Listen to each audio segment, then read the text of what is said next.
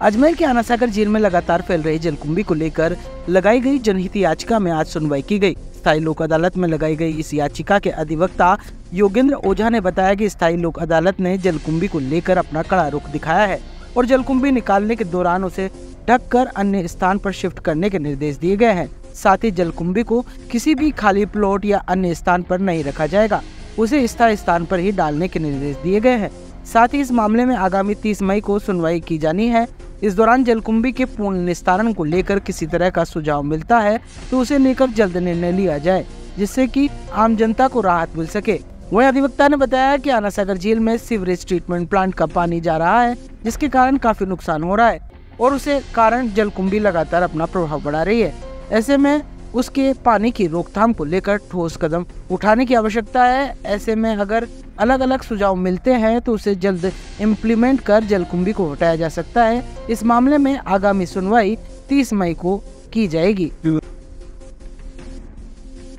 किस तरीके की याचिका लगाई गई थी और क्या निर्देश आए? आज स्थायी लोक अदालत में पिछले अप्रैल में एक हमने याचिका पेश की थी। अजमेर के आना सागर झील के अंदर जिस प्रकार से जलकुंभी का एक विकराल रूप ले रखा है, उसको लेके व्यथित होकर हमने एक याचिका पेश की थी, जिसकी तारीख इसलिए पड़ रही थी कि पहले जवाब आ रहे थे। उसमें 7 पार्टियां हैं, जिलाधीश महोदय, स्मार्ट सिटी, नगर निगम, इरिगेशन डिपार्टमेंट, पुलिस अधीक्षक महोदय व अन्य 2, इन सभी को पार्टी बनाया था। आज मेरा एक प्रार्थना पत्र था अंतरिम आदेश देने के लिए। वो अंतरिम आदेश श्रीमान ने आज सुनने के बाद में अंतरिम आदेश दिया। वह अंतरिम आदेश इस प्रकार दिया गया है कि जब जलकुंभी बाहर निकाली जाती है, उसे जब परिवहन करेंगे तो उसे ढक के करेंगे और रास्ते में नहीं गिरनी चाहिए।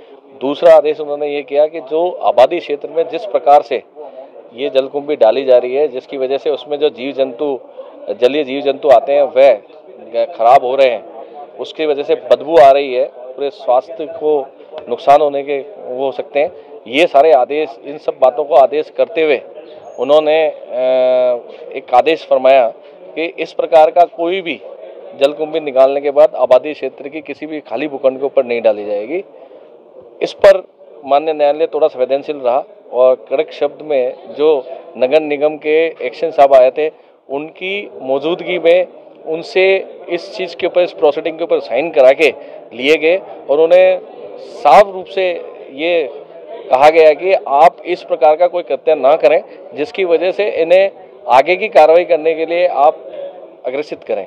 तो माननीय न्यायालय का इन सब पर फोकस रहा और आगामी तारीख उन्होंने 30 तारीख इस चीज़ को लेकर दी गई है कि अगर इसको बैठकर कोई सॉल्यूशन आम जन के द्वारा भी आता है या नगर निगम या अन्य विभाग के द्वारा भी आता है या हम याचिकाकर्ता द्वारा भी पेश किया जाता है तो उसके ऊपर है।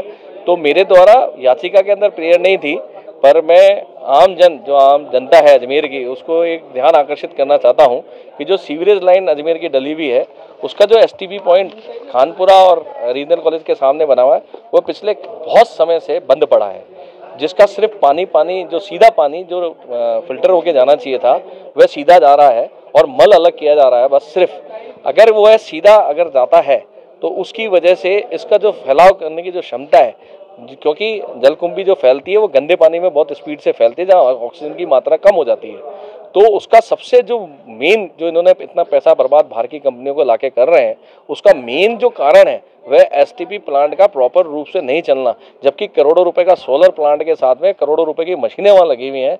और जब कभी भी कोई भी पत्रकार बंधु या अन्य कोई भी एनजीओ या अन्य कोई संस्था एसटीपी प्लांट के अंदर जाने की कोशिश करती है तो उसे अंदर नहीं जाने दिया जाता है, क्योंकि उनकी बहुत सारी कमियां उजागर हो जाएगी। तो आप अगर एसटीपी प्लांट के बाहर जो नाला चल रहा है उसे अगर देखेंगे तो वह येलो पेन पे है और वो गंदगी फैला रहा है।